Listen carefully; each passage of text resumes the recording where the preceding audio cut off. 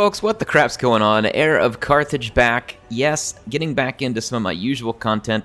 I wanted to get some coverage of what I thought were some of the highlights of patch 2.2. There may be more that we cover. Otherwise, I'll also be making some mod showcases and stuff like that coming up soon. But definitely want to keep some battles and campaign coming your way. Should be back to streaming this week as well. But tonight, we are here for a battle, and this should be a good one. This was submitted by Uncle Gant.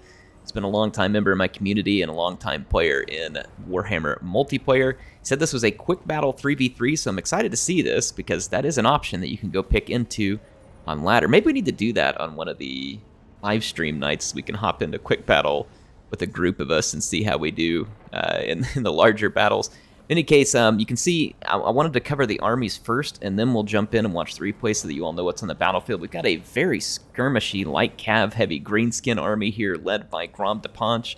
He's going to be backed up by an orc shaman here, bringing in the foot and the gaze. So it should be some nice spells. And then as far as battle line goes, it's a mix of gobos, orc biggins, and savage biggins. So pretty hard-hitting line and some fast-moving light cavalry. They are teamed up with the Cult of Sigmar here. This is actually Uncle Gant's faction. He has an Archlector, bringing in Grand Hammer of Sigmar, Mace of Hellstrom here, which is going to give a nice boost. Grand Shield of Faith, so some nice buffs here for the army. Got a Warrior Priest to augment that even further, and then an Amber Wizard, something that we're not seeing too terribly often, but I like the Amber Wizard, and let's see as far as what the picks are here. Amber Spear, that's interesting. This can be a good one if it's fired from the right angle. It can do a ton of damage. And then Wissen's Wild Form, so no Flock of Doom here, which is your typical pick, but a lot of great swords. We do have some grenade launchers and Sterling's Revenge. A couple Huntsmen. I like these picks. If something's low armor, the Huntsmen really eat them up. And then just a couple of standard archers, same thing. Cheap, decent damage. And then Safri here rolling in with a Lethanar. This one's going to be Falcon playing, so I'm excited to see this. Falcon. And I'm not familiar with Victor or any of the other players, but they could all be, you know, regular tournament players. For all I know, I'm just not as familiar. I know Falcon and Uncle Gant, though, from the past. So there's 3 Dragon Princes for him and a Frostheart Phoenix. So Frostheart Phoenix, remember, this bird now does some very nice debuffs. Got the Blizzard Aura and Frostbite attack, so got to keep an eye out for that. There is a Mage of Life, which is going to be rolling in with Earthblood and the Dwellers Below. Good picks there. And then they're going to be mixed in with some Illyrian Reaver Archers, now cheaper, as are the Sea Guard, as are the Archers. So the High Elves able to bring more units now. Let's check out the other team, which is going to be led by Sigvald, leading Slaanesch's faction.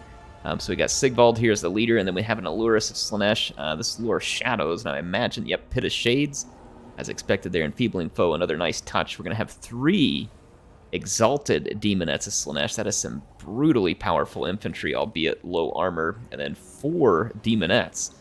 A Mirror Guard for a little bit of armor, and then a couple more units just to fill out the roster there. We got the Harbinger of Disaster here, which Morgor the Shadow gave. He is backed up by a Brace Shaman of Wild, and I'm imagining Cygor Summon. Yep, Savage Dominion is present. And then we're also going to have Gorbull supporting a couple of Minotaurs. Remember, Minotaurs got cheaper cost coming in as well. Hopefully they're an improved value on the battlefield. Some Centigores, a lot of Gores of varying types with, you know, the different varieties here. So we got Gore Herds with shields, Ungor Herds, Ungor Spears.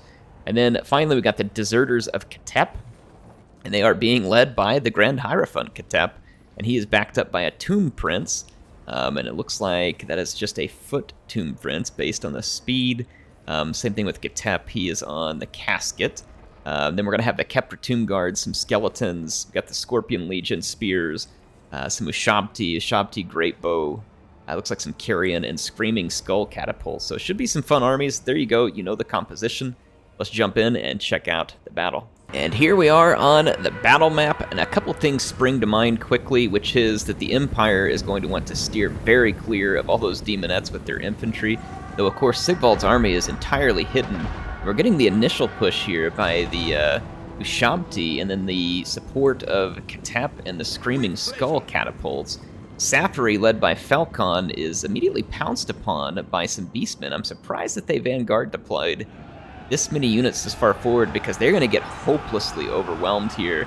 These Vanguard deployed Beastmen units are very low leadership. You usually need to support them or be ready and pounce at just the right moment. These Dragon Princes are going to make extremely short work these low armor beastmen, and then you throw Grom the Paunch on top of that, and it's just going to get even uglier. The Bray Shaman is actually nearby. All these forces hidden in the woods nicely to conceal their position, but that's a big loss for the beastmen there, down several units without any real good trades for it. And now we've got Slaanesh rushing out of the woods, and it will happen quickly here.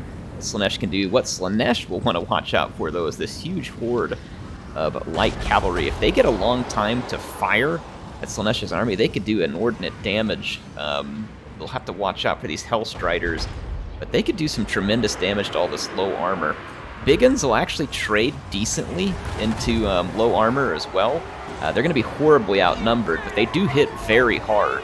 When they hit, they do a lot of damage. It's not armor piercing, but then again, Slaanesh doesn't have much armor. The Gobos get wrapped up pretty quickly. Not surprised there, but we can see here more of a push in the middle as Safary's cavalry is supporting a greenskin push. And then let's see where that Empire infantry ended up. There was a lot of greatswords, and unfortunately for the other team, those greatswords are on the side of the beastmen, and the beastmen are getting pushed back rapidly over here. Slaanesh, though, pushing through this other flank.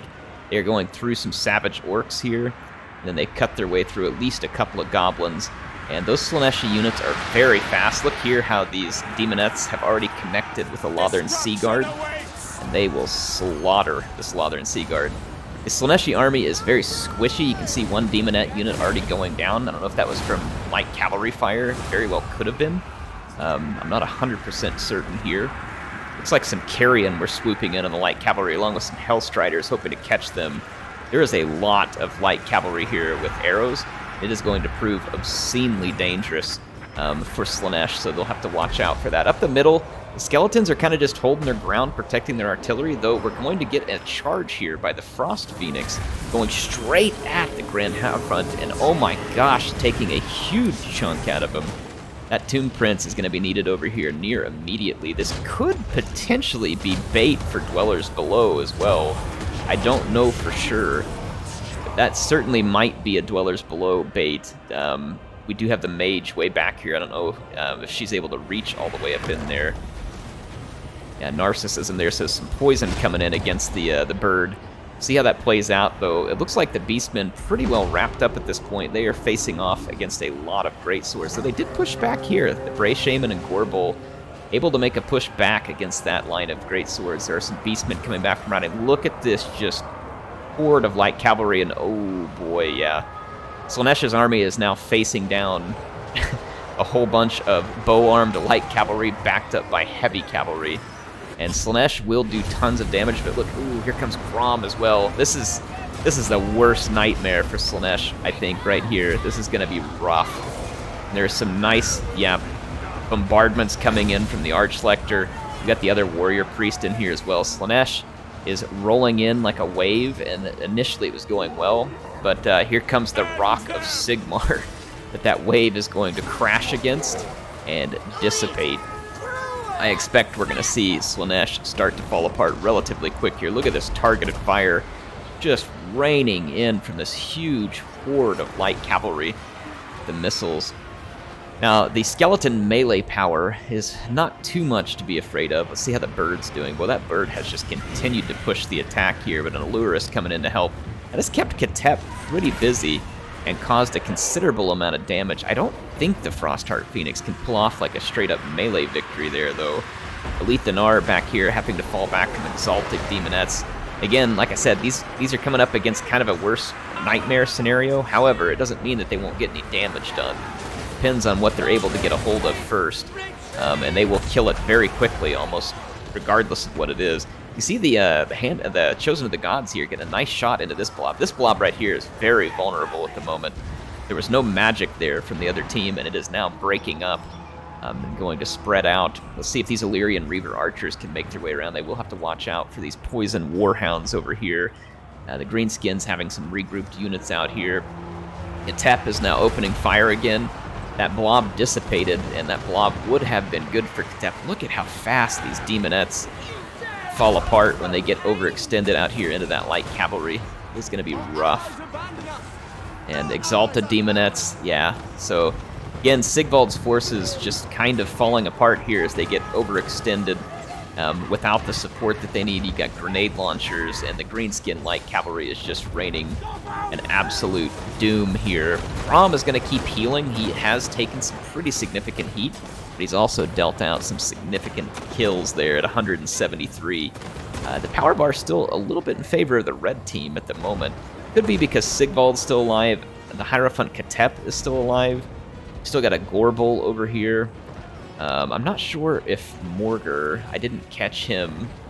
Yeah, he's still alive because I can see all three of these on the screen. So he's just, yeah, Morgar's over here fighting.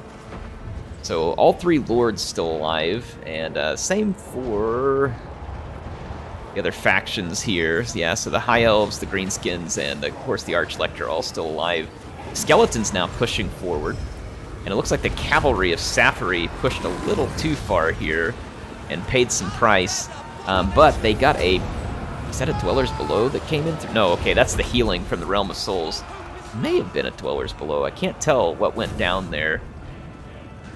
67 kills on the Life Mage. They did manage to get the Frostheart Phoenix out of that combat. Did tremendous damage to the Grand Hierophant, who is now very much reeling.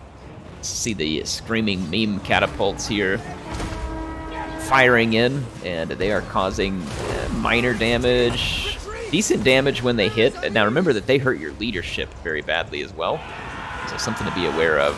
Gorbel is now up here trying to take on Grom and the Archlector. Gorbel will hit extremely hard. Grom will not really like fighting him, however there's a lot of missile support nearby. Alethanar is firing at the Tomb Prince. No, he is firing at the Grand Hierophant. A good target because he's almost dead, and if he can take him out, that'll waste the last bit of his ammo. Big stomp there from the Foot of Gork, taking a big chunk out of the Scorpion Legion. Sigvald's still very much alive over here. Safri dealing with some Chaos Spawn that came off of Morgar. Nice job retreating there and just not playing that game. There were some heals given to the Frostheart Phoenix, so a nice play. Little charge here from the Light Cavalry to take out the skeletons. And now we're seeing the Archlector and Grom face down Gorbel head-on. Gorbel, of course, preparing for his 2024 presidential run. And, of course, he will have your vote, whether you're alive or dead, whether it is legal or illegal. So you might as well just vote Gorbel, folks. He's the only candidate who will destroy humanity equally. All right? So vote Gorbel. I always got to put in a pitch on the campaign trail for Gorbel. He is the only bull that cares enough to treat all humans equally, which is to put all of them under his hoof and take them to ultimate destruction. Kepler Tomb Guard was kind of coming out of the forest here from fighting a lot of greatswords as well as the Jade Wizard, and it looks like they managed to finish that up. Though I think these greatswords got some pretty good action in. I didn't get to catch most of it because it took place over here in the woods. Let's see what's left, though. I mean, there's, again, it shows a fairly even split. Not a lot of melee power left for the green team here. They do have a fair bit of ammunition left. Shabti with Great Bow have some decent armor. You got the Chosen of the Gods back here. They're going to do pretty well if anything gets blocked up because they have their kind of air burst missiles that they will fire. So we'll see what happens over here. There are some great swords over here. It's a Phoenix, and it looks like they've trapped Morgar and are trying to finish him. As long as they don't get hit by a vortex spell there, that should be a good fight for the green team. You can actually see the power bar having swayed just a tiny bit. Look what it does to the leadership right there in that Goblin Wolf Rider whenever those Screaming Skull catapults hit. It's ugly, though. The Screaming Skull catapult getting hit by fire here, and it is, or getting hit by bow fire, it is going to rout. Got some Huntsmen out here as well. Those Huntsmen, although they're not great against armor, there are some targets left, like these Chosen of the Gods. They would certainly be helpful against. Still got a Shaman back here, you still got a Lethanar, and he's still got ammunition. So, and you can kind of see slowly but surely here some of the red team's infantry getting chewed apart. Morgar is singled. How is he tanking? He's tanking well, but I don't think he can take this for too much longer. Those greatswords have a bonus versus infantry that will apply to Morgar. He doesn't have much armor, and I think he's going to be in a pretty rough position there. I don't think that's going to be great. Still got a lot of cavalry here for Safari. Swing back over to the center. Sigvald, though, very healthy I almost wonder if they just ignore Sigvald. Yep, here comes in a second stomp on the Scorpion Legion. They've been twice stomped by the Foot of Gork. So you know the boss loves you whenever he stomps you twice. These grenade launchers are completely untouched. They've got 219 kills, folks, with 1,230 damage. Not bad at all. And they're going to be looking for more targets to disrupt. Those grenade launchers, if they go untouched this late into a battle, are very, very dangerous. Yeah, look at that, just taking huge chunks out of the skeleton spears. So a very nice infantry cleanup tool. Sigvald will be difficult to kill. It does look like the Grand Hierophant dropped earlier, probably from Alethanar. And it looks like those summoned Ushabti went straight for the Huntsman. That was a good call. Those Huntsmen are certainly a danger. Those Ushabti are about to crumble, though. They only last so long because of being a summon. There they go. So these Huntsmen, at least one unit of them, should be able to escape. The other one may be able to get free too. Now it only has 2 volleys left. The other one has 9. Here comes an Allurus, though, using that speed. These Huntsmen are definitely a very valuable target. And I wouldn't want them left any later than I can. Between the Tomb Prince, though, and Sigvald, that is going to be a tough crew to handle in melee. Grom is hurt, but healing, so he's kind of sitting back healing. So again, maybe the play here is just to clean up all the chaff that you can. Use the Frost Heart for a debuff. You do have the Mage still, some Dragon Princes. These Great Swords would help a lot up against Sigvald. Would certainly help a great deal. You still have a Bray Shaman here, though, too, that's going to need to be dealt with. He's got a lot of anti-infantry capability. You can see he's after Alethanar right now. That is really a pretty good fight for that Bray Shaman. A lot of kills, not a ton of value, but not bad. Not bad. That Bray Shaman is going to be taking some loving heat here from the Wolf Rider archers. I don't know how much it's going to get him. Decent armor on the Bray Shaman, so he'll resist some of that. Ooh, the Archlector, though, stuck in combat over here. And Sigvald is near, as well as a Tomb Prince. Look at that, though. The grenade launchers just cleaning up that fight with the outside shot. Look at that, 312 kills. Just disgusting work by the Outriders with the grenade launchers. Really well done. There goes the Archlector. He is going to rout, so Sigvald and the Tomb Prince are going to be a nasty combination to deal with. These Ushabti are still just picking away here, too. They've got targets. It looks like they're going after the Dragon Princes at the moment. A little bit of grenade launcher action there, though. It doesn't do much to the Ushabti. I'm not terribly surprised. Grenade launcher's really better against tightly packed infantry formations. But, you know, it has decent missile damage. I mean, it's definitely putting a dent in these Ushabti, and if it kills a model with ammunition left, then that is going to be, you know, ammunition well spent, because skeleton spears aren't really a huge threat in the end, but ammunition is. See, the Mirror Guard is just hanging on to life next to Sigvald, and I do believe, does that mean the Mirror Guard, they impart to him Guardian, I thought? I can't remember if they do Guardian. I don't think they do, actually. Ooh, Tomb Prince getting shredded up by the light cavalry here. He's got a good shield, though, as long as he's facing the fire. Grom is back up to his healing cap. You've got the Great Swords coming in for some final action. Great Swords will do very well against any remaining infantry. They do have AP, which would help against Ushabti and Sigvald. The Allurus, of course, going to be a fast-moving unit here. Here comes the Dragon Princes. They're going to be intercepted by the Tomb Prince. Will do good damage against them, but it looks like the Dragon Princes and the Frostheart Phoenix are just going to ignore that. Push straight in for Sigvald. Frostheart Phoenix could be a really nice debuff against Sigvald, though he still has an obscene melee defense here, especially with Mortal Blow and other things active, so Sigvald is going to be very, very tough. Comes a charge of Greenskin Light Cavalry and Infantry, Grom coming up to support, so it looks like the green team kind of just going for the overwhelm here, and it's kind of working in terms of the balance bar. One last volley from the Grenade Launcher Cavalry before they charge in. It looks like they're going for a numbers play here. Basically get in and overwhelm by numbers, and it is working, I believe. Unless there was a really good blob-busting spell left for the other side, it'd have to come from the Allurus, and the Allurus is in trouble. She's getting pushed back here by a pretty large force. That Orc Shaman can fight. He's not bad in melee. Now, neither is the Allurus. She's just very low armor. So see, here comes the Great Swords. Again, the Great Swords are really going to take chunks out of Sigvald and the Tomb Prince because they are infantry-sized targets, neither one of which is great against like an infantry blob. Oof. Yeah, alright, there goes the Allurus, so she is out. So there will be no more magic, and that leaves Sigvald unsupported, and there goes his leadership. So yeah, leaving him to last, definitely the right choice. He can be really difficult to bring down in duels because that is his specialty. Like, that's what Sigvald does. He duels very well. So some really fun gameplay there in this 3v3. Appreciate Uncle Gant sending this one over. Let's take a look at the values here. Not bad from the Archlector. I mean, it wasn't amazing, but this Amber Wizard got 99 kills, so that must have been that Amber Spear, I'm guessing, coming in to do that work. Again, if you fire that one from the right angle into an infantry blob, it can actually do a lot of damage, or into a cavalry blob. Let's take a look at the Greatswords. Pretty decent value on this one, not so much there. Again, decent value here. Okay, pretty decent. Like, so not bad work from the Greatswords, all things considered. That grenade launcher was out of control. Absolutely awesome work with the grenade launcher. And if we take a look at the rest of the units here, this archer did huntsman, that did okay.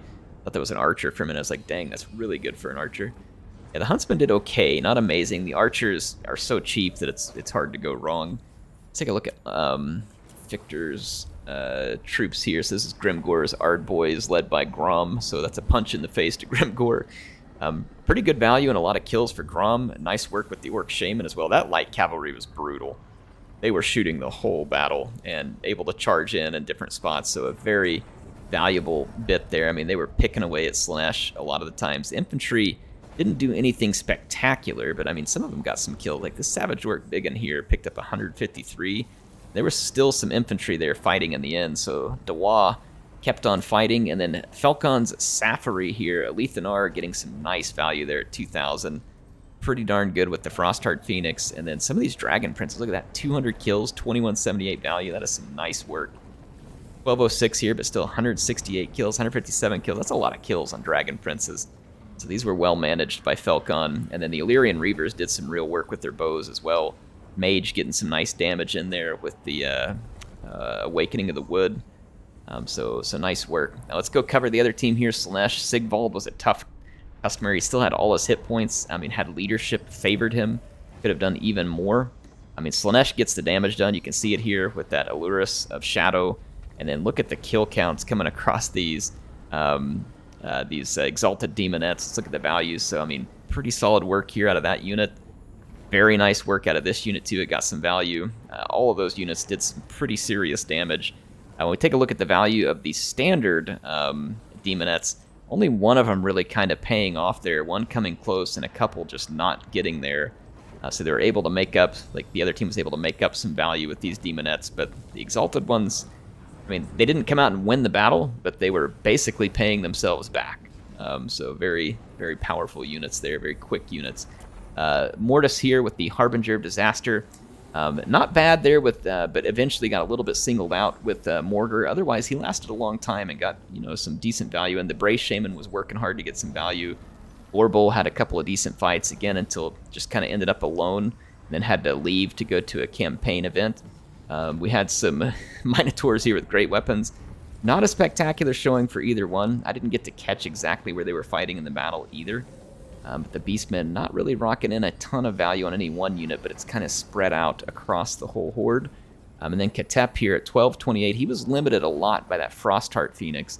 And you can't really underestimate how much damage that casket will do if it's left until late game. Nice work here by the Tomb Prince. That was not a very expensive unit. That's some good value. The Kepler Tomb Guard, of course, was helping to push back some of those great swords. Take a look at the Screaming Skull Catapults. This one did quite well.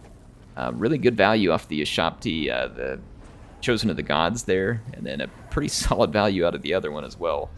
So nice work with those Ashapti. Anyway, thanks to all the players and Uncle Gant for sending this one in. Hope y'all enjoyed it. It was quite a fun battle. I like these big 3v3s. I'll be back with some more action in Total War Warhammer 3 soon. I will see you then.